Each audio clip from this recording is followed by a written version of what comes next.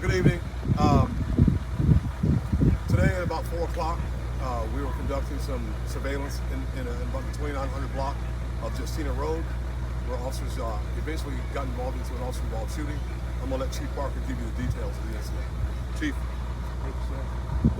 Good evening. So as the sheriff said, today at about 4 p.m., officers in the area, 2900 Justina Road, doing some surveillance on some known gang members. They were watching them as they were kind of flashing guns back and forth. They were in and out of one car with guns.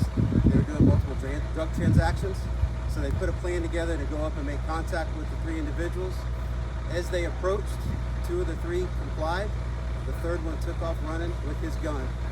And one of the officers had a short foot pursuit toward that individual, running it with the pistol. And as the person drew the gun, the officer voiced out that he had a gun, gun.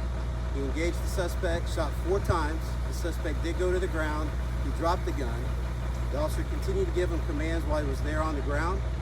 He did not comply. Instead, he stood up. He raised his hands.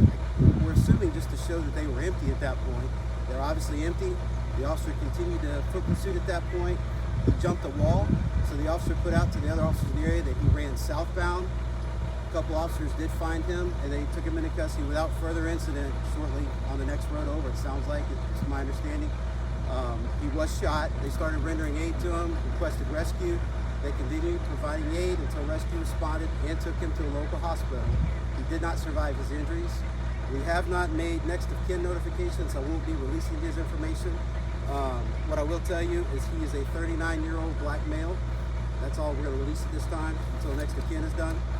The other 2 suspects that did stay at the scene and comply are in custody. One of the pistols that they recovered, it turned out to be an airsoft. The other one, we have a car. We're waiting on a search warrant because they put it in the car as the officers approached. It does appear to be a legit firearm. The one that the suspect was running with was an active firearm. It wasn't a firearm. So the state attorney's office is also on scene conducting their independent investigation. This was our 5th officer-involved shooting of the year. This is the officer's 2nd officer-involved shooting, and I'll give you his name when you're ready. His name is Bradley Griffitts. Last name is Griffitts.